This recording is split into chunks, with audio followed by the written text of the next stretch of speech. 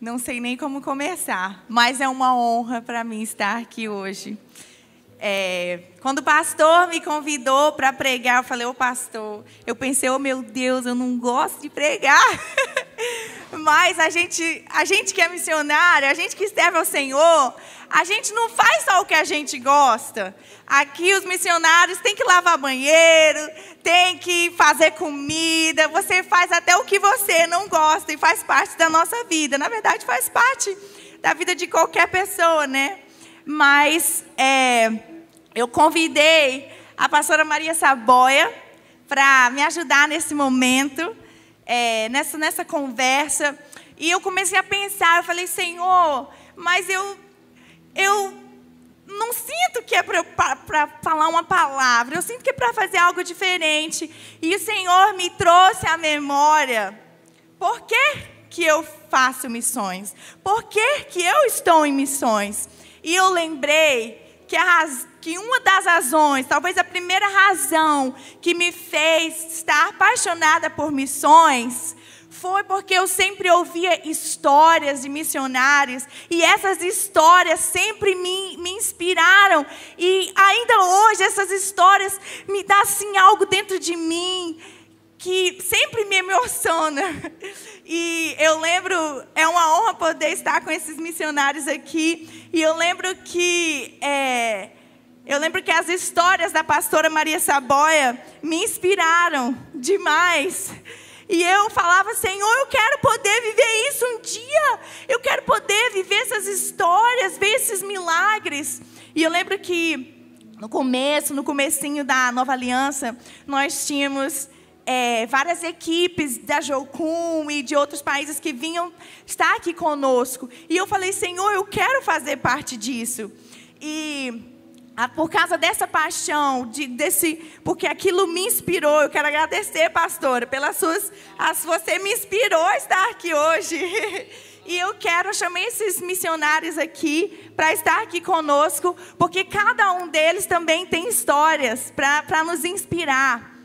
A missionária, o Diane, ela está ali nos Ribeirinhos, que é também um dos povos não alcançados do Brasil e do mundo, e é um trabalho muito, muito difícil. Eu vou falar de cada um de vocês, porque talvez você não conheça, mas cada um deles aqui tem autoridade para estar aqui. O pastor Glaucio, que esteve ali em Moçambique por quantos anos, pastor? Por 6 anos, e foi solteiro, depois foi casado, e teve uma filha no campo missionário.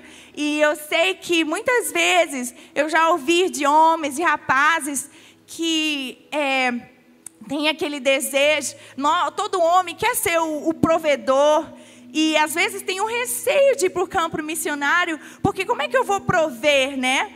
E eu admiro muito homens que levam a família para o campo missionário, que estão a família toda no campo missionário, porque verdadeiramente confiam no Senhor. Porque você precisa confiar no Senhor para estar no campo missionário, e principalmente no campo missionário onde Moçambique, onde tem tantas enfermidades, né, tantas dificuldades. E aqui a pastora Maria Saboia, que me inspirou também a fazer missões, que já esteve ali no Timor-Leste, que ajudou a abrir igreja, as primeiras novas alianças, já esteve em vários países, e é uma honra ter a senhora aqui conosco. E o pastor Rubens, que também esteve ali em Moçambique, ajudou na construção de igreja, né, e na capacitação de missionários. E eu falei um pouquinho de cada um aqui, mas todos eles já fizeram muita coisa no campo. Mas a razão que eu convidei eles, porque eles são pessoas de autoridade, pessoas que estiveram no campo, né? Então, eu queria começar, porque no campo missionário, né, pastora? A gente tem um pouco de tudo. A gente também tem histórias engraçadas, né? Do campo missionário. História, às vezes, não muito engraçada. Você vive os momentos lindos e outros não tão lindos ali no campo missionário. E eu queria começar eu já perguntei para eles, fazendo uma pergunta para cada um deles.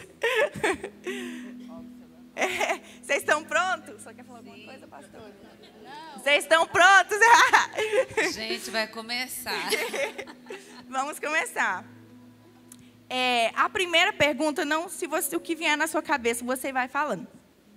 A primeira pergunta foi: qual a comida mais estranha que vocês já comeram no campo missionário? Eu vou dar um tempo para vocês pensarem e eu vou falar a minha, que não é tão estranha assim, né? O Johan já comeu coisa muito mais estranha do que eu comi na Tailândia, de inseto, dessas coisas, que meu Deus. Mas, para mim, o mais estranho foi comer coelho. Mas eu já estava um mês na Uganda, lá por causa da pobreza, as pessoas não têm acesso a carne, qualquer tipo de carne é muito cara, né? E aí, esses missionários, eles não tinham condição de comprar um frango para a gente, porque o frango é muito caro, né? E aí, depois de um mês sem comer carne, eles pegaram e mataram os coelhinhos para a gente comer. Mas pense um coelhinho que mais pareceu frango na minha vida, porque um mês sem comer nenhum tipo de carne, né? E eu sei que, para mim, foi depois que eu descobri, né, foi a comida mais estranha que eu comi. E vocês, missionários? Bom, a comida...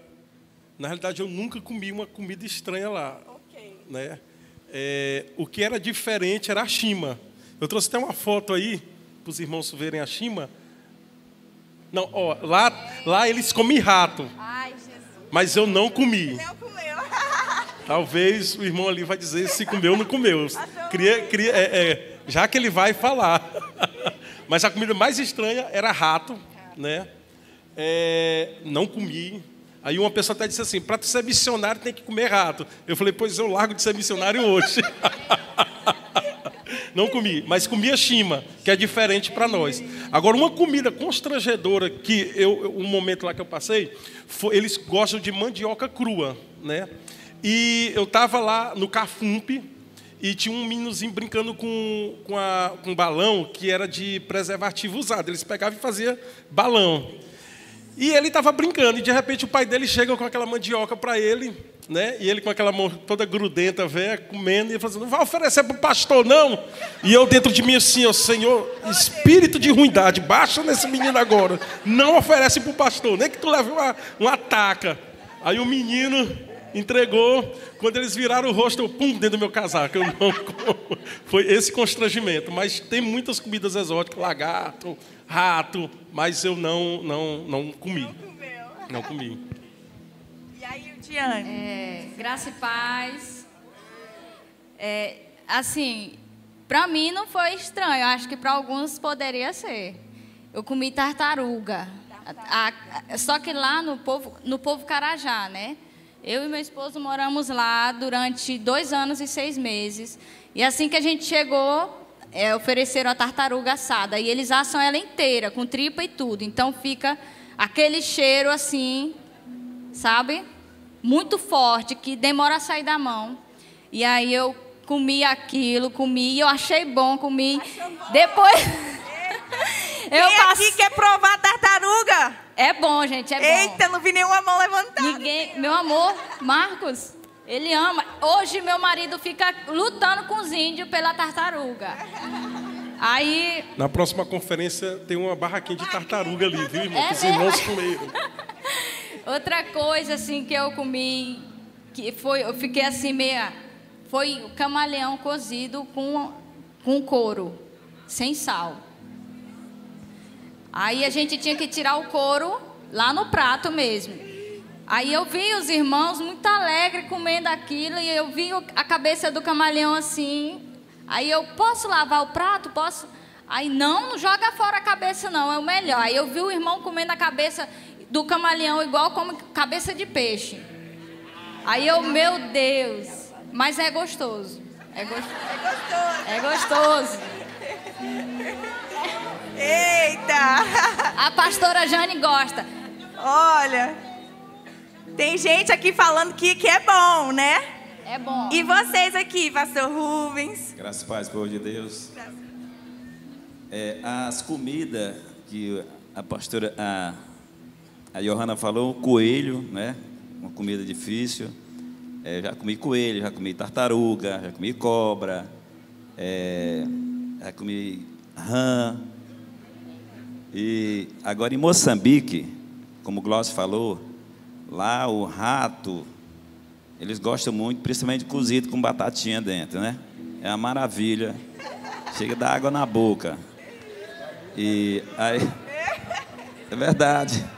E a irmã dizia assim, pastor, manignice, quando você pega assim, fica aqueles fiozinhos na boca assim do rato. E assim, uma maravilha, né? E se você pegar, como o Glaucio mostrou aí, se você pegar um cambo daquele de rato, comprar. Eu fiz uma vez, comprei para tirar foto. E fui jogar fora, é uma confusão. Porque eles não querem que jogue fora, eles querem comer. Mas lá em Moçambique, eu comi a lagarta, né? Lá no 38 ali, vende... quando você chega na feira, tem lagarta para vender e tudo. E eu fiz uma média lá e comi a lagarta lá. Gosto de folha mesmo, não é essas coisas tudo não. Mas eu vi que realmente é difícil comer camarão, né? E tartaruga não é fácil, mas a gente come. Ok? E a senhora, pastora Maria Savoia? Ai, ai, ai. Bom, eu já comi algumas coisas assim, né? Estranhas, né? Algumas coisas que a gente tem que comer que é forçado, mas a gente come. Mas o pastor falou sobre a lagarta, Lagarta. Lá eu comi também, em Moçambique, a lagarta seca, né? Seca, comi também. Gosto de madeira, pau. É uma coisa você pegar um pedaço de pau e dar uma mordida nela. Não é bom, não. Mas tem uma experiência muito, muito engraçada. É que uma vez lá em Singapura, a gente saiu no Dia das Mães e lá tem uma sobremesa especial que ela é feita basicamente no Dia das Mães. E que todo restaurante serve. E aí a gente foi, nossa, é a sobremesa do ano, que não sei o que, tão esperada e pá. Eu disse, meu Deus, deve ser um negócio do outro mundo. Porque lá você compra um bolo, você come o bolo inteiro, de tão gostoso que é o bolo. Eu fiquei pensando, meu Deus, melhor que esse bolo? Deve ser uma coisa do outro mundo, né? Fomos para o restaurante, comemos tudo e tal. E aí chegou a hora da sobremesa. Aí lá vem o garçom com uma vasilha assim de louça, uma água marrom assim, umas bolinhas brancas assim, boiando, sabe? E eu falei, meu Deus, será o que é isso? Bonito não era. Não é possível que isso aqui é a sobremesa. Aí chegou e todo mundo pedindo, eu quero 4, eu quero 5. E eu falei, meu Deus, quanto que eu vou pedir será desse negócio? Eu falei assim, se eu pedir 1 é pouco demais, se eu pedir 3 é demais para mim, eu vou pedir 2 só para fazer a média, né? Para não desagradar. E eu pedi 2 e ele serviu o caldo marrom e aquelas 2 bolinhas brancas. Bolinha assim, desse tamanho. E aí todo mundo comendo, e eu olhando para aquilo. E eu cheirei assim, cheirando aquela água de feijão, não tem? Quando ele põe feijão para cozinhar. Ele não terminou de cozinhar, mas a água ficou marrom. E ali, eu falei, meu Deus, o que é isso? Lá vai eu pegar o garfo, né? Aí eu pano a bolinha pula para lá, pula para cá. E eu e a bolinha não segura. Eu peguei a colher, eu te pego. E ali peguei aquela bola, coloquei na boca. Gente, gosto de nada. E aí aquela bola na boca, e ela era dura, e era grande. E aí você tentava mastigar, parecia boca de banguela, entende? Porque o dente não segurava a bola, não tem? Que negócio assim. Meu Deus, o que é isso? E ruim. Eu falei, meu Deus, você quer saber? Eu vou engolir inteiro. Olha, oh meu Deus. Peguei e fui tentar engolir a bola inteira, né? Uma bolinha assim. E aí quando eu fui engolir, só que ela é lisa, mas só que estava grande. E quando ela passou aqui, passou que a lágrima desceu. Pense, que trem ruim é aquilo, meu Deus do céu. Aí eu comi uma, já veio logo, mais. Eu falei, não sabia nem falar inglês direito. Não. E aquela bolinha, uma bolinha feita com massa de arroz e doce de feijão dentro. E a calda, realmente, aquela água marrom, era a água do feijão que eles cozinhavam e faziam aquilo. Eu falei assim, gente, pelo amor de Deus, é horrível. Massa de arroz com recheio de feijão. É horrível. Essa experiência foi, assim, difícil para mim. Agora, uma outra experiência foi que, lá em Timor-Leste, nós fomos para o aniversário. E como a gente estava lá para ganhar a terra, então a gente fazia de tudo. A gente ia para batizado, né? Para poder ganhar as pessoas para Cristo. E convidaram a gente para um aniversário. E nós fomos para o aniversário, e chegou lá aquele banquete. E timorense, em meio das mesas, assim, faz aquele banquete de comida. Cada uma mais diferente que a outra. E bem no meio da mesa tinha, assim, uma montanha de carne com batata frita. Uau! Quando meus olhos viram aquilo, eu falei, eu estou feita nessa carne com batata frita. Oh, meu Deus, comida brasileira. E aí fui comendo as outras coisas antes, para poder chegar na carne e ficar ali. Aí comecei a comer carne, batata frita. Aí veio a anfitriã da festa. Ah, você gostou? Sim, isso aqui no Brasil tem muito, carne com batata frita. A gente ama isso aqui. Ai, que legal, o cachorro estava bem gordinho, bem cuidado. E ali, eu terminando de mastigar a carne. Mas quando ela disse isso, o sorriso ficou na minha boca e a carne que eu tinha engolido vinha aqui e eu empurrava para baixo. E ela vinha aqui e eu empurrava para baixo. Porque agora a consciência sabia que eu tinha comido cachorro. Gente, mas foi uma coisa muito difícil. Mas eu vou te falar uma coisa. Eu comi o cachorro, mas ganhei a família para Cristo. Glória a Deus, glória a Deus, glória a Deus. Antes da próxima pergunta, eu queria... Você está aqui ouvindo essas histórias e está pensando, mas eles comem comida estranha. Mas imagina agora um missionário, talvez um missionário holandês, que chega aqui e dá uma panelada. E imagina, esse missionário, ele tem o mesmo choque que nós temos contando essas histórias, né? Eu vou aqui expor o Johan. Ele, desculpa, amor. O Johan acha muito estranho a gente comer farofa. Porque ele diz que farofa tem gosto de terra. E ele fala... Uma carne, uma picanha gostosa e vocês botam uma farofa em cima. Não faz sentido. Do mesmo jeito que nós estamos aqui ouvindo essas histórias, eu estou colocando em perspectiva para você entender como seria o reverso dessa situação. Seria a gente com uma panelada, muitos missionários que eu trouxe aqui, eu amo açaí de paixão. Não entende, mas como é que você gosta de açaí? Gente, como você nasce com aquilo, aquilo é bom. Se você nasce talvez comendo cachorro, comendo tartaruga, comendo o que for, aquilo você se acostuma e vê aquilo como algo bom. Eu achei interessante colocar em perspectiva para você que nós também temos comida que para outros eles vão achar estranho as nossas. Johanna, eu fiz lá, eu estava cozinhando lá um cozidão, gosto muito. Com abóbora, quiabo, batata, aquele cozidão bem gostoso mesmo. E tinha uma vizinha nossa lá em Moçambique que achou aquilo muito nojento. Nossa, que comida é essa? Como é que vocês misturam tudo isso? Não dou conta de comer. Então, para nós é muito simples, né? Mas para eles era um negócio terrível. E para vocês, missionários, agora que se formaram, né? Eu acho interessante mostrar dos dois lados. A próxima pergunta... vamos tentar talvez ser um pouco mais curtos, né? Qual foi o maior mico que você já passou? Alguém está aí com um mico assim? Oi. Vai, pastor. Na realidade não foi um mico, mas foi um constrangimento, né? Mico, pastor. Eu estava vindo de Chimoio para Tete, no ônibus, né? Vim de ônibus. E aí sentei do lado de um amigo lá, moçambicano, e nós fomos conversando tudo. Chegou no meio da estrada, o ônibus parou. E ele disse assim, nós vamos na casa de banho agora. E aí a gente desceu. E aí assim, todo mundo se espalhou. Não tinha mato não, era só mesmo o limpo. Os homens foram para um lado e as mulheres para o outro, e eu fiquei sem saber para onde ir. Porque no Brasil, a gente, quando desce dois homens, um corre para um lado, que não viu, aí vai para o outro lado. E lá os caras ficavam conversando, um do lado do outro aqui.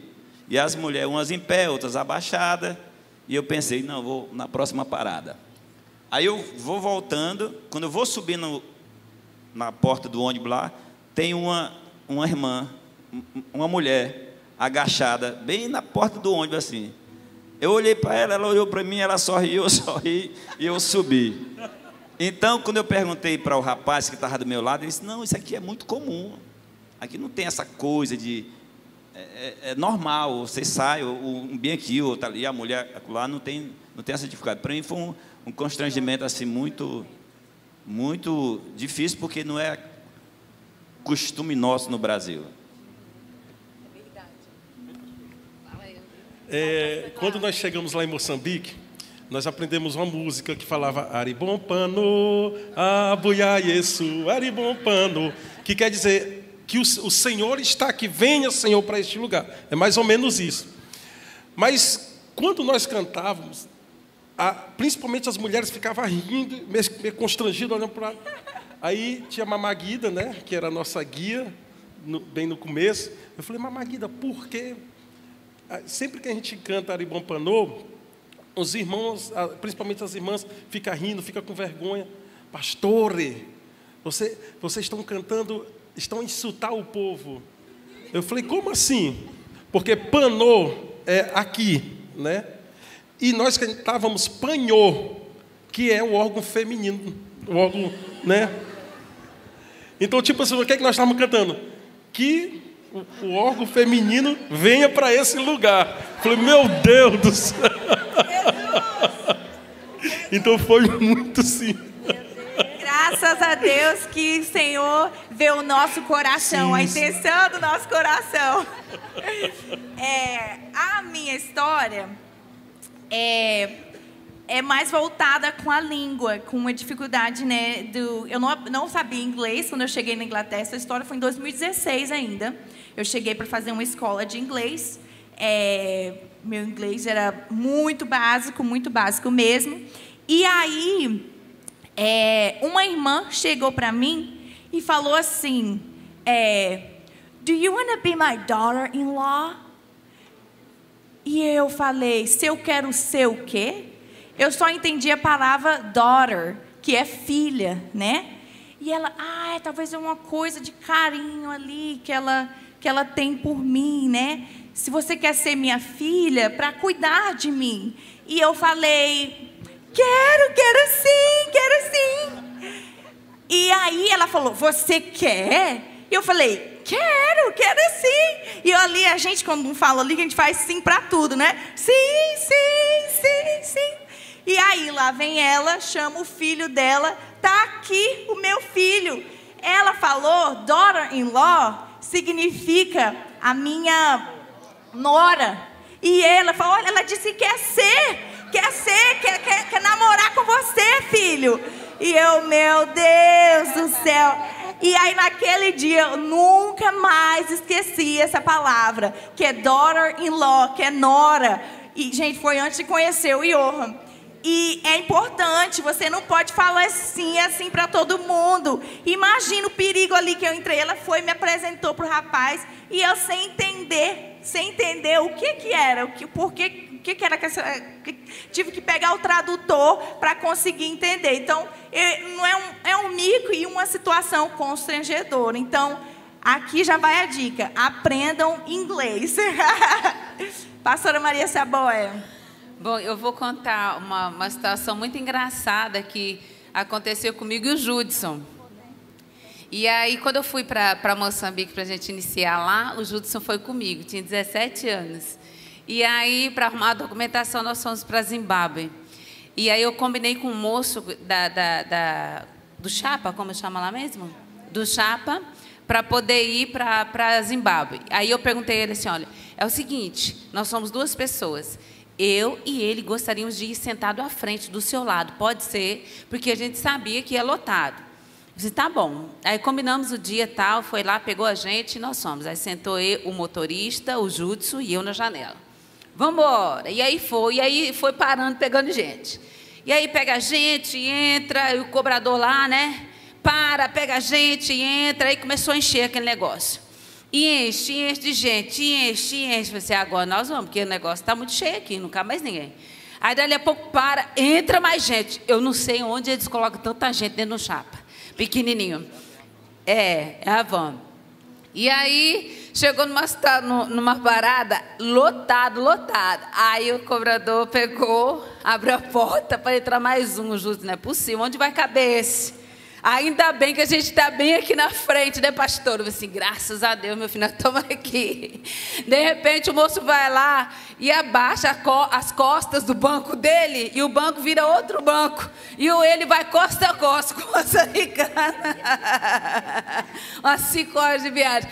Aí, como se não parasse por aí, eu disse, agora não cabe ninguém. E ali ainda teve mais uma parada. Ele desceu, colocou gente para dentro, fechou a porta por fora e entrou pela janela. Eu falei, rapaz, isso aqui é caber gente, né? Aqui dentro dessa van. E lá vai eu juntos, viagem, 1 hora, 2 horas, 3 horas, né? E nas paradas, aí vinham os espetinhos de rato, né? Vinha fruta, frango frito e a cabeça do frango, aquele negócio frito, refrigerante quente, o frango frito, acho que umas 20 vezes no mesmo óleo, e eu junto com fome. Se Júlio, é o negócio é o seguinte, ou a gente come, a gente fica com fome. Quer saber? O rato eu não vou comer, mas eu vou comer esse frango aqui, é o jeito. E ali nós compramos aquele frango frito lá em 20 vezes no mesmo óleo, e comemos o frango, e tomamos refrigerante quente, e seguimos para a viagem, né? Então, essa foi uma situação muito engraçada que nós temos ali. Outra situação, Tumico, foi que quando eu estava voltando de Timor-Leste, nós ganhamos umas férias em Bali, na Indonésia. E aí um hotel maravilhoso, tudo tal, chegamos assim, entramos, e lá no hotel era tudo muito bonito, muito assim, luxuoso e tal, e tinha muitas coisas. Aí, a gente não sabia falar base indonésia. Aí eu disse, gente, seguinte, a gente não vai pegar nada desse quarto, nada da geladeira, nada que está aqui, dessas coisas, para depois a gente não se ferrar, né, tendo que pagar. Então, tá bom. Aí a gente ia para a rua, aí curtimos tudo, ficamos lá o tempo de férias, e no final de tudo, quando foi entregar a chave, era tudo de graça. Era tudo de graça. E a gente não desfrutou das coisas que tinha no hotel. E sem falar que, quando estava lá em Timor-Leste, uma pessoa perguntou assim, qual era o seu desejo, né, quando você voltar? O que você tem de desejo que Deus realizasse para você agora? Aí éramos 4, e todos os 4 pediu assim. Um pediu, eu quero que... eu quero receber uma massagem no meu corpo para poder voltar os músculos tudo para o lugar, que estou tão cansada e tal. O outro falou assim, eu quero comer uma comida bem gostosa, uma comida bem boa. Gente, porque o sonho do missionário, quando vem do campo, só é coisa pouca, né? Aí eu falei assim, eu quero tomar um banho de água quente, água bem quente, e se possível tiver uma banheira assim de água bem quente para eu relaxar, seria ótimo. E aí quando chegou na Indonésia, quando eu entro no apartamento, eu vou correndo no banheiro. Quando eu chego no banheiro, uma banheira enorme. Eu falei, meu Deus, liguei, água quente e tudo. E aí fui lá para o quarto, esperei encher. Quando encheu, eu fui e pulei dentro da banheira. Aí quando eu pulei, estava muito quente. Eu pulei dentro e pulei fora. Eu falei, ai meu Deus, estava quente demais. Aí tive que esvaziar e colocar água morna para poder equilibrar a temperatura. Aí tomei o meu banho. Aí antes disso nós fomos para a praia. Aí chegou na praia, tinha umas mulheres que faziam massagem na beira da praia.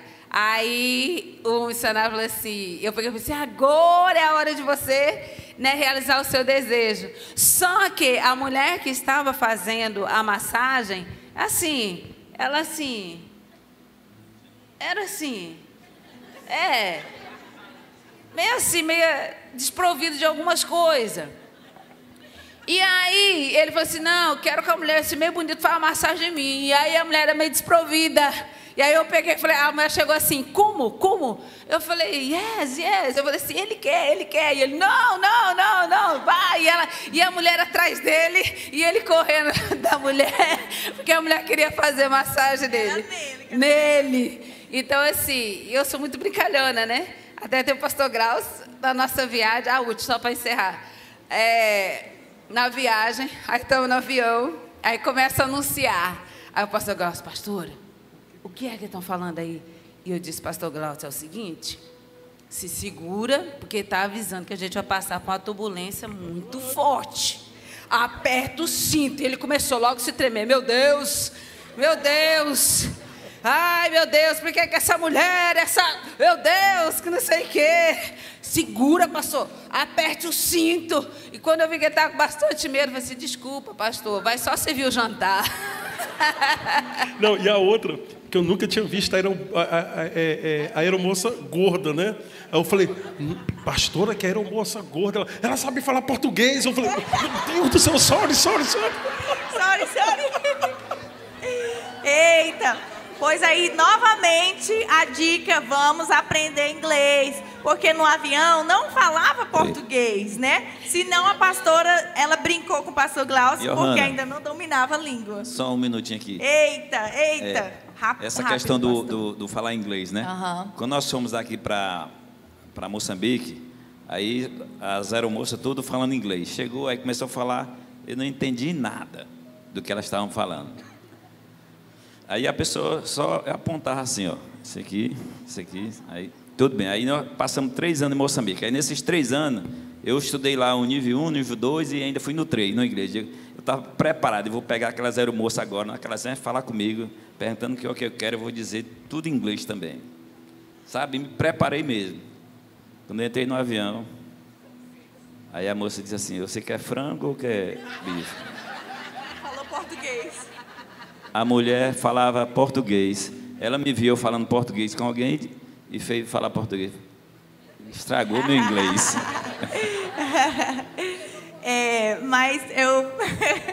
Mas eu vou pular para a próxima pergunta, Diane. Eu queria saber, contamos agora histórias engraçadas, né? Mas eu também queria saber de vocês, qual foi a história, uma história missionária, de um momento que você viveu, presenciou uma manifestação do Espírito, um milagre, né? Qual foi a experiência que te marcou de um milagre que você viu no campo missionário? Um dia eu e meu esposo pegamos o barco, fomos na cidade e como lá tudo depende da maré, a maré estava no ponto certo para a gente sair da cidade e voltar para a ilha, né? E aí a gente pegou o barco, já estava bem tarde, já estava à noite já. Quando a gente entrou no barco, começou uma tempestade. E a gente sem lanterna, e os raios era que iluminava assim para a gente poder se direcionar para onde ir, né? Como lá tem muitos canais, meu esposo é muito experiente nisso, então ele conseguia enxergar o rumo da gente ir. E na ida para a cidade a gente gastou meia hora. Nesse dia caiu um raio pertinho de nós. Aí o Marcos soltou aquela direção do barco, que era de ferro, soltou e o barco foi indo embora. E o barco começou a encher de água e a gente começou a orar. Senhor, meu Deus, leva nós rápido para casa, Senhor. De repente, a gente viu as luzes da comunidade. Foi muito rápido. A gente sentiu Deus levando a gente em uma velocidade que a gente ficou impressionado. Então, assim, no povo ribeirinho, todo dia eu acredito que nós vivemos um milagre, porque às vezes a gente vai de uma comunidade para outra, ou de uma casa para outra, e Deus dá o livramento, porque às vezes tem cobra peçonhenta, né? E Deus nunca permitiu nenhuma nos atacar, né? Então é um milagre, todos os dias, os livramentos de Deus, né? Glória a Deus, glória a Deus. Vamos aplaudir ao Senhor. Pastor Rubens, eu queria ouvir do Senhor qual a maior manifestação do sobrenatural que você presenciou ali no campo missionário. Eu sempre digo que tem uma linha, né? A linha de anjos, eu vi anjo e tal. Eu não vi anjo ainda, né? Mas assim, o milagre que eu vi, assim, você orar e acontecer, foi mais na questão financeira, né?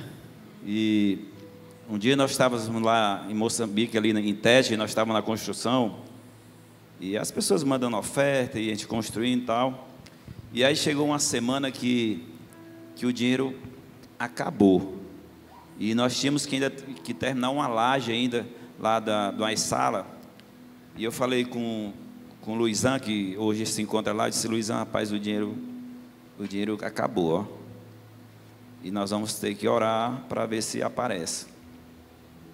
E naquela semana, naquele dia, eu orei, quando eu saí de manhã, eu orei ao Senhor: Senhor, nós precisamos terminar essa parte dessa construção, e eu queria que o Senhor enviasse um dinheiro, porque Ele é dono do ouro e da prata, Ele poderia fazer isso.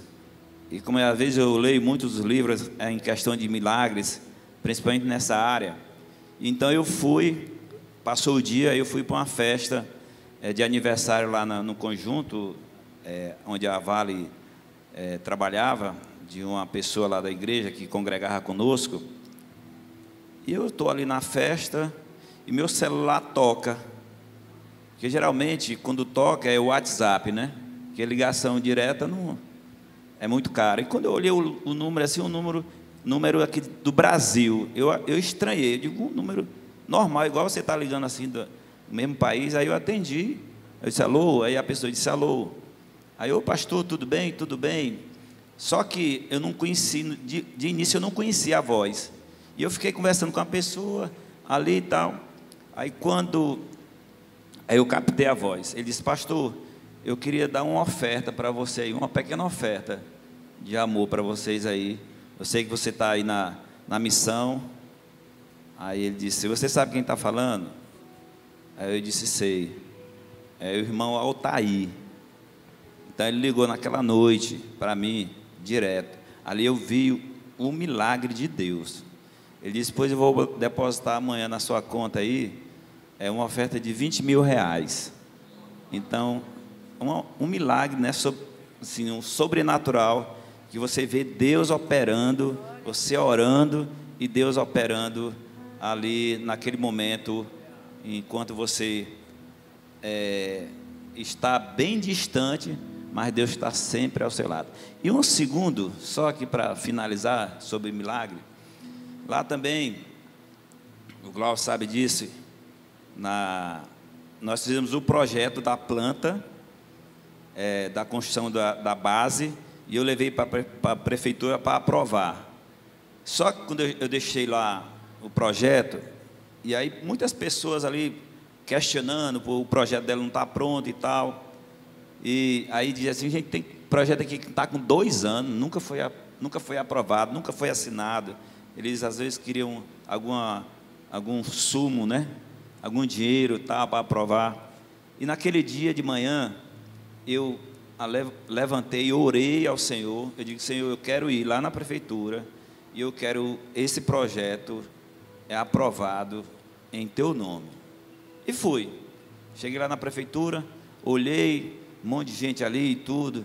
E aí tinha uma pessoa andando dentro da prefeitura, conversando com um e com o outro. Eu fiquei olhando. Aí ela virou para mim e disse assim: e você? Aí eu me aproximei e disse: não, eu sou o pastor Rubens, e eu vim ver um projeto meu aqui, de uma construção de uma igreja. Aí ele disse: desde quando você colocou? Eu disse: tem uns 15 dias. Os outros estavam com 1 ano. Eu digo: tem uns 15 dias. Assim, falei meio devagar: tem uns 15 dias. Aí ele disse: um momento. Aí chamou o rapaz, foi lá buscar, para ele procurar o projeto. E ele foi resolver outras coisas. O rapaz procurou, aí chegou. Disse assim: pastor, o senhor vem amanhã à tarde, que vai estar pronto o projeto. Aleluia. Mas para quem estava esperando 1 ano, uma tarde, um dia a mais, para mim era uma vitória. Quando eu vou saindo, o chefe me disse: pastor, e aí, tudo ok? Eu digo: tudo ok. O rapaz disse para mim vir amanhã à tarde pegar. Ele disse: o quê? Amanhã à tarde? Chamou ele de novo. Disse: eu quero agora, o projeto agora. Ache onde tiver. Aleluia. Glória a Deus. E aí foi lá, achou, glória, olhou e disse: o senhor tem dinheiro para pagar as taxas? Eu digo: tenho. Ele disse: pois pague lá e vem aqui. Aí deu um visto, ela disse: pode começar a construção. Glória um milagre. A Deus, aleluia. Glória a Deus, glória a Deus. Vamos aplaudir ao Senhor. Glória a Deus, pastor. Uma história que eu vivi do sobrenatural, acho que foi a minha primeira experiência mais forte. Eu tinha ali 18, 19 anos e eu não acreditava que o Senhor podia falar comigo. Eu não cria que o Senhor podia me usar. Eu sempre tive fé, porque eu vivi, né, aqui, eu sempre vi, Deus faz milagres. Eu vejo que eu creio no Senhor. Ele só não me usa, mas os outros, através dos outros, Deus faz milagres sim. Eu tinha essa incredulidade em mim. Não duvidava do poder do Senhor, mas eu duvidava do poder do Senhor para me usar. E aí, eu estava ali aprendendo na ITED, um prático na Inglaterra.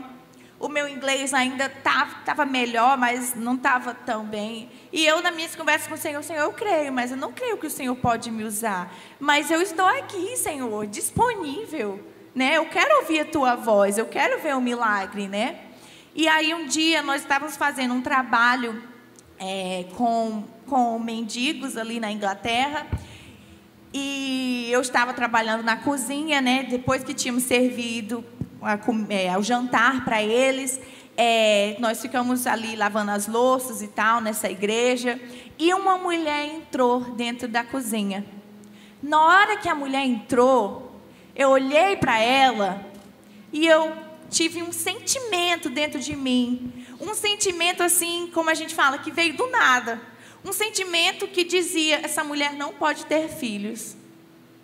E eu achei aquilo estranho. E eu lembrei dos treinamentos sobre ouvir a voz de Deus. Ele falava assim, quando você vê um sentimento em você que parece que não é seu, que é muito estranho, aquilo ali é um sinal que é a voz do Senhor, é o Senhor que está falando com você.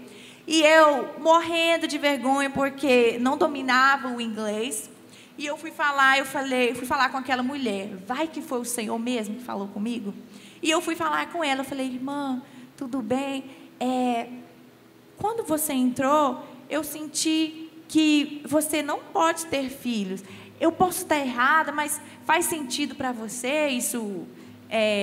Se eu estiver enganada, me desculpa.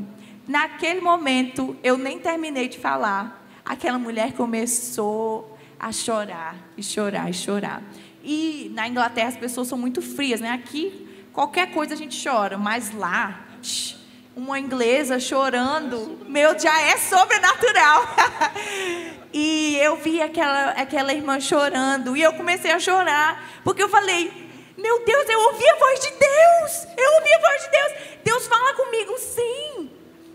E eu falei, irmã, eu não sei se Deus vai lhe curar, mas o Senhor hoje falou que Ele se preocupa com você, que Ele se importa com você. Aquela irmã já tinha 8 anos tentando ter filhos, já tinha tentado de várias maneiras e não tinha, né? E eu falei, a primeira coisa que Deus quer fazer, Ele quer falar que Ele se importa, que Ele te vê. Eu lá do Brasil, com o inglês aqui tão ruim, mas Deus está falando para você que Ele se importa com você. E ali, né, eu orei por ela. E dali para frente eu perdi o contato, né, com ela. E 3 anos depois eu recebi um e-mail. Não reconheci, né, não reconheci o e-mail. E nesse e-mail tinha uma foto e um texto. E ela falou assim, irmã, eu sou aquela que você orou por mim lá na Inglaterra. E essa foto aqui é da minha filha. E glória a Deus, aplauda ao Senhor, porque Deus faz milagres. Deus faz milagres. E Ele faz milagre através de você. De nós. Não precisa ser pastor, ser missionário, ser velho, ser novo convertido ou muitos anos. Deus quer nos usar. E foi um milagre progressivo, né? 3 anos depois foi que eu ouvi a resposta. Mas eu tive fé naquele momento que eu orei por ela e ela foi curada. Amém? Pastor Rubem, Pastor Glaucio, conte isso. Uma das entre muitas, é quando a gente, no meio da igreja, né, carismática, pentecostal, a gente vê muito línguas estranhas e tal, mas o que me chamou a atenção foi, nos primeiros batismos com o Espírito Santo lá, o pessoal falando em línguas, igual nós, sem nunca ter ouvido falar. Eu falei, nossa, que interessante. Aquilo foi renovador, né? Porque muitas vezes, será que a pessoa está imitando? Será? Não, mas foi algo assim que renovou. Outra experiência foi quando nós estávamos orando, nós orávamos todo dia às 18 horas, e todos que já foram lá sabem que lá é muito barulho de música, tambor, 24 horas. Mas só que quando nós estávamos orando naquele momento, tinha um som de um tambor que estava me incomodando. Não está vigiando, não. Ok. Aquele som estava me incomodando. E aquilo começou a me incomodar, e aquele tambor parece que vinha para perto de mim. Eu sei que estava eu, o Herbert e o Luciano, que hoje está na Polônia, né? Eu sei que eu virei para o lado desse tambor, eu falei, se esse tambor estão tocando para nós, para nos prejudicar, ou fazer alguma coisa, eu repreendo e dou uma ordem para parar agora. Naquele momento teve um silêncio, que eu fiquei assim, nem eu mesmo estava acreditando, foi sobrenatural. Mas o maior dos milagres, eu não sei, a foto do último dia que eu estava em Moçambique, vou mostrar para vocês, o maior milagre que eu levo, eu tenho essa foto na minha casa, né? É essa aqui. Foi quando eu cheguei, né? E eu era magro um pouquinho, e a outra, cheio de gente. Essa aqui, o novo nascimento, o maior milagre que eu pude ver naquele lugar. Pessoas que entregaram a sua vida para Jesus e nós vamos conviver com eles na eternidade. Esse foi o maior milagre lá que eu pude ver. Glória a Deus, glória a Deus. Johanna, rapidinho. Pode contar. É uma experiência que o meu esposo teve. Quando ele ainda era solteiro, ele fazia missões em uma ilha. E lá, ele recebeu da igreja várias cestas básicas. E aí ele saiu distribuindo na comunidade toda. E ficou sem nada. Quando passou o 3º dia, ele sem nada, ele falou, Senhor, não aguento mais. Faz um milagre. E aí ele não pediu ajuda da igreja, o bichão tem fé mesmo. Não pediu ajuda da igreja a ninguém. Só orou e falou com o Senhor, né? Aí ele dormindo na redinha dele, no lugar, não tinha energia elétrica. E a casa era como aqui, bem na beirinha do rio, assim. E ele ouviu os morcegos fazendo barulho, batendo as asas e gritando assim, escandalosamente. Os morcegos começaram a bater também na rede dele. Aí ele acordou, pegou a lanterna, foi lá fora, viu que tinha muito morcego batendo na água. Quando ele viu, a água estava cheia de peixe. Cheia de peixes, camarão de todos os tamanhos. Peixes de todos os tamanhos naquele rio. Ele entrou com toda a alegria na água, pegou os peixes e começou a jogar dentro da canoa, encheu canoa de peixe e não parava de ter peixe ali. Ele não conseguiu pegar todos. E no outro dia ele foi para a cidade, vendeu e conseguiu comprar muita comida. Então Deus fez um milagre extraordinário naquele lugar. No outro dia ele perguntou para os pescadores se eles tinham visto algo assim, os que estavam pescando à noite. E eles disseram que não viram nada. Aquilo aconteceu só para o meu esposo. Então, Deus não nos desampara quando nós estamos fazendo a sua vontade. Glória a Deus, glória a Deus, glória a Deus. Eu sei que todos aqui têm histórias de milagres, mas, pastor, eu ia contar a minha história de eu estava na Inglaterra, vou encurtar aqui a história, né? E no ambiente onde eu não podia falar de Jesus, e essa mendiga, eu falei de Jesus para ela, e ela falou, eu estou sentindo um negócio aqui dentro de mim. E aquilo era o Senhor. Eu falei, silêncio. Eu falei, isso que você está sentindo é é o Espírito Santo. Assim, olhando, porque eu estava num ambiente que não podia falar de Jesus, na Inglaterra. E eu falei, você quer isso, Jesus dentro de você? Ela falou, quero. E naquele momento, eu orei pelaquela mulher. E pastor, o maior milagre é a salvação.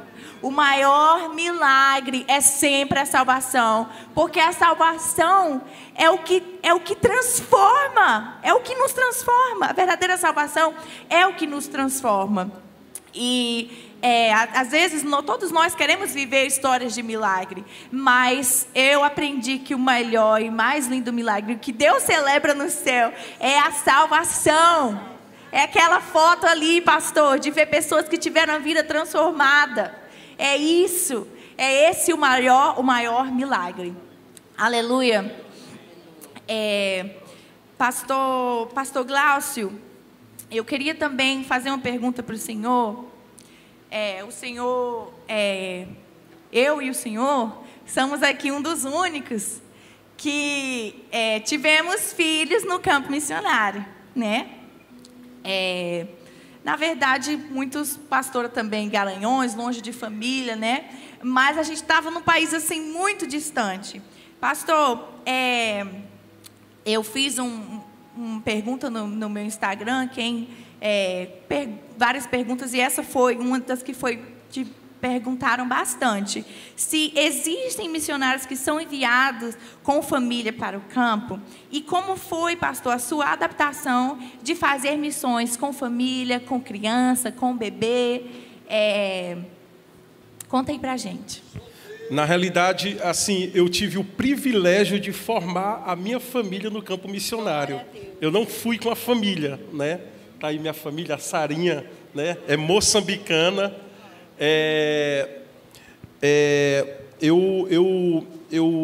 Com 15 anos de idade, eu ouvi o Senhor me chamando. Não tinha noção daquilo. Hoje eu percebo que o Senhor me chamou. E eu tinha um desejo de ser missionário solteiro. Fui e casei, fui para lá, constituí minha família. Tenho vontade de ter 4 filhos, tenho 2. E hoje as pessoas acham assim, um absurdo. Creio que seja por causa do capitalismo, né? Mas só que eu falo assim, a experiência que eu tive em um dos lugares mais pobres do mundo, Deus nos supriu em tudo, quanto mais aqui. Então, assim, eu creio que o Senhor, Ele é bom. O que eu aprendo, assim, é que Ele cuida de nós em cada detalhe, né? Como Ele cuidou de nós. Nós passamos por enfermidades, acidentes, mas Ele nunca nos desamparou. Então, assim, foi um privilégio. Fui solteiro, né? Levei minha esposa e trouxe minha filha para cá. Glória a Deus, glória a Deus, glória a Deus. Então, é possível sim, hein, pastor? Sim, é possível. É possível. É verdade, o Senhor é o nosso provedor.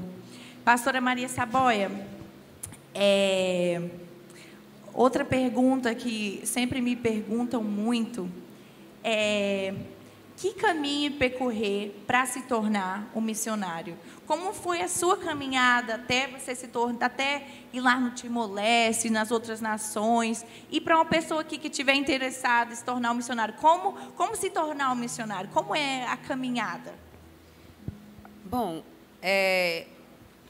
a caminhada para a gente se tornar realmente missionário, você nunca vai descobrir realmente, verdadeiramente, se você tem uma chamada missionária para fora, uma outra cidade, um outro país, se você não servir. Você sempre vai começar servindo na sua igreja local. Você sempre vai começar aprendendo na sua igreja local, servindo o seu pastor, servindo o ministério, sabe, apoiando ali, dando tudo que você tem ali. Porque o que você faz ali é o que você vai fazer lá fora. E se você não faz aqui, lá fora muito menos, porque tem os desafios lá de fora. E assim, quando eu me converti, eu entreguei minha vida assim 100% para o Senhor. E eu estudava, trabalhava e eu servia, comecei a servir na igreja. E era assim, eu tinha um amigo que era cristão e eu conversava com ele as minhas coisas e tal, porque ele tinha umas palavras muito boas. Eu não sabia que ele era crente, ele nunca tinha falado comigo. E aí, um dia eu aceitei a Cristo por convite de outra pessoa, fui na igreja e eu fui chamar ele. Eu disse, olha, é o seguinte, eu tenho que mostrar para você o que aconteceu comigo. Eu aceitei uma pessoa chamada Jesus ali numa igreja e eu quero que você vá lá. Você vai lá comigo. E aí ele pegou, começou a chorar. Eu falei assim, o que foi que você está chorando? Ele diz assim, Maria, eu sou crente. Eu falei, como é que é? Eu disse, sim, eu sou crente. E eu ali peguei assim nele, disse, eu não estou acreditando que você fez isso comigo. Você ouvia as minhas dores, sofrimento, minhas coisas, eu via tudo, e você nunca teve coragem de falar desse Jesus para mim. As suas palavras eram boas, mas você nunca teve coragem de falar desse Jesus para mim. E aí, eu levei ele para a igreja, ele se reconciliou com Cristo. E a partir daí eu mergulhei de cabeça nas coisas do Senhor, porque Jesus, ele verdadeiramente, ele entrou no meu coração e ele fez a diferença, ele mudou minha vida. E eu me apeguei a ele. Então, tudo que tinha na igreja, eu estava. Tudo que tinha, eu estava. Tudo que tinha, eu estava. Iria ter um jantar para casais. Eu era menina e não podia ir. Eu disse, pastor, eu posso ir? Não, você não pode. Mas eu quero ir, como que eu faço? Eu quero ir, eu quero aprender. Não, você não pode. E eu fiquei pensando, meu Deus, por que eu não posso ir? E eu cheguei e disse, vamos fazer o seguinte, eu quero ser garçonete, eu posso? Aí ele disse, assim você pode. Eu falei, então pronto, arrumei uma chance para ir e fui. Servi o Senhor. Mas porque eu sempre fui muito sedenta por Deus, por Jesus, porque a nossa vida é dele, é para ele, tudo é para ele. E com esse serviço ao Senhor, e eu orava à noite, orava de madrugada, não sabia nem orar direito, mas Deus ministrava comigo, falava sobre as nações da terra, e eu achava que eu estava ficando um pouco louca da cabeça. Eu falei, oxe, gente, que isso?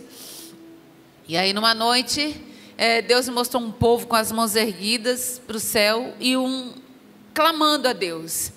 E eu não entendi aquela visão, mas ali eu disse, Senhor, minha vida é 100% tua, para fazer aquilo que o Senhor quer e não aquilo que eu quero, mas para levar o teu amor, levar a salvação às pessoas. E aí, naquela noite, Deus falou assim comigo, prepara-te. E no outro dia, pela manhã, eu cheguei no meu trabalho, eu trabalhava na escolinha com crianças. E aí a minha chefe falou assim, olha, Maria, eu preciso falar com você. E eu fui lá no gabinete, na secretaria, ela disse, eu vou ter que mandar você embora, vou ter que dar suas contas. E eu pensei, meu Deus, eu entreguei minha vida nessa madrugada para Jesus 100% para servir o Senhor e agora estou sendo mandada embora. Vai ficar mais difícil contribuir as coisas na igreja, meu dízimo, tinha aprendido a dizimar. E aí ela disse assim, olha, e eu perguntei ela assim, por quê? E ela disse assim, olha, não tem nada a ver com você, as professoras gostam de você, as crianças te amam, não tem nada a ver com você, com a sua pessoa, mas Deus, nesta noite, madrugada, Ele falou comigo, que eu tinha que deixar você livre para fazer a vontade de Deus. E aí eu comecei a chorar, e ela pegou e falou assim, eu quero que você me dê o número da sua conta do banco, porque todo mês teu dinheiro vai estar lá. E aí eu mergulhei de cabeça nas coisas do Senhor. E um outro dia eu tive um sonho. Quando foi para ter o treinamento, na época eu pagava $500. E aí eu não tinha esse dinheiro, $500. E aí eu tive um sonho que uma pessoa chegava para mim com notas de $100 e me entregava. E um dia eu cheguei na igreja, e quando eu chegava lá, cheguei da igreja, ainda dessa madrugada, quando eu fui conversar com meus pastores, e eu disse assim, olha, eu não sei o que está acontecendo comigo, mas essa noite eu senti, Deus falou assim comigo, eu tive essa visão, e eu não sei nem o que é isso, não sei para onde vai, como é, mas só quero dizer que eu estou dizendo sim para o Senhor. E aí naquela noite ele disse assim, naquela manhã ele disse assim comigo, é de Deus, porque nessa noite Deus nos deu uma visão para fazer um banner para a igreja, e o banner era Brasil, e a seta saindo de Minas Gerais para várias nações da terra. E eu fiz a confirmação de Deus em relação a missões, e assim nós começamos a engrenar. E eu comecei a mergulhar mais de cabeça nas coisas do Senhor. E aí o tempo passou e chegou o coordenador geral das Américas de Missões e ele fez uma reunião, chamou os pastores, né, tal, os líderes, e me chamou. Meu Deus, eu, a menor das ovelhas, era uma mesa enorme de madeira, assim, enorme, cabia mais ou menos umas 20 pessoas. E estava lá todo mundo e me pediu para sentar. E eu fui, sentei lá, meio constrangida. Falei assim, meu Deus, o que eu estou fazendo aqui no meio desse povo? E ele começou a falar, né, que quando ele estava no Canadá, ele começou a orar pela equipe do Brasil. E Deus começou a mostrar a ele as pessoas. E ele foi dizendo às pessoas que estavam lá naquela reunião. E quando ele falou assim, e Deus chamou uma pessoa através de uma palavra chamada bondade. E essa pessoa é você, Maria, que Deus está chamando você para missões. E quando ele disse isso, me deu um gelo. E eu estava assim sentada e eu escorreguei assim na cadeira para debaixo da mesa assim, e eu fiquei branca na hora. E eu falei, meu Deus, eis-me aqui para fazer a tua vontade. Quando eu saio de lá, chega uma pessoa e diz assim, olha, eu tenho algo para te dar, e me entrega um envelope. E quando eu abro o envelope, lá estavam as notas de $100. Eu nunca tinha pego uma nota de dólares, e estava lá as notas de $100, as 5 notas de $100. E com isso eu paguei o treinamento e toda evolução, muitas coisas, muitos milagres aconteceram. E naquele dia também, Deus disse assim, eis que chamarás uma nação que não te conhece, e uma nação que não te conhece correrá para ti, por amor do teu Deus. E eu falei, Senhor, amém. E com isso nós começamos a ser preparados para ir para o Japão, com língua, comida, cultura, com tudo, para ir para o Japão.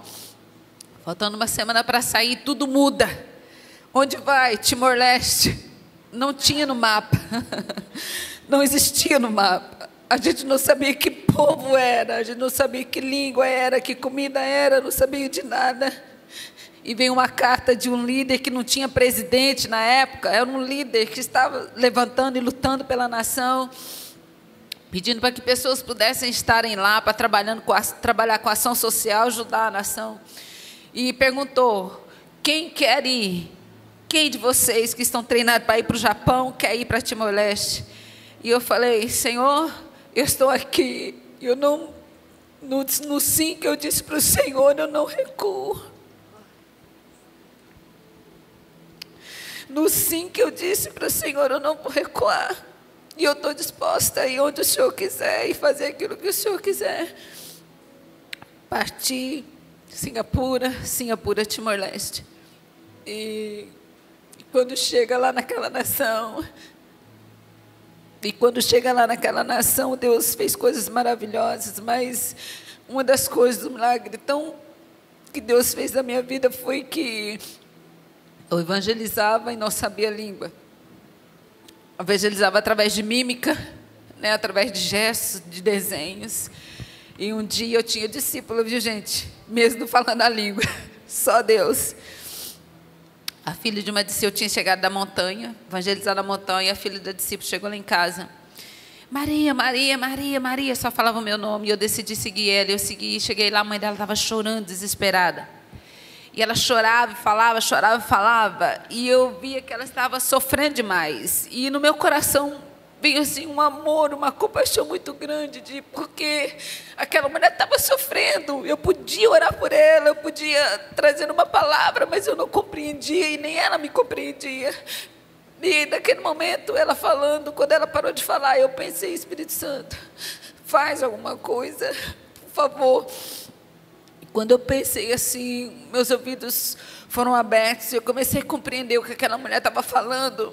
E quando ela começou a falar, eu chorava porque eu não sabia, porque eu estava compreendendo o que ela estava falando pelo sofrimento dela. E quando ela terminou de falar, eu pensei mais uma vez, Espírito Santo, agora é a nossa vez. E eu abri a boca, e quando eu abri a boca, eu estava falando a língua dela. E eu pude...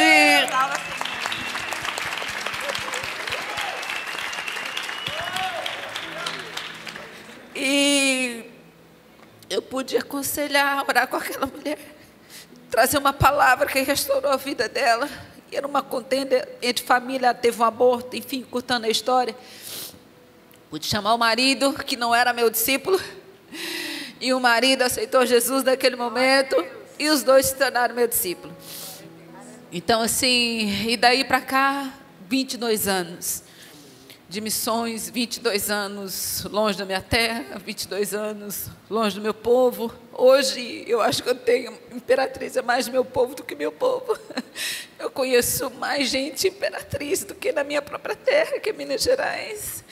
Hoje, mas tudo para a honra e glória do Senhor, não é para tristeza, mas para alegria, porque hoje eu tenho vocês, eu tenho essa cidade que me abraçou, que me acolheu, tenho pessoas que me amam, e eu glorifico a Deus por isso.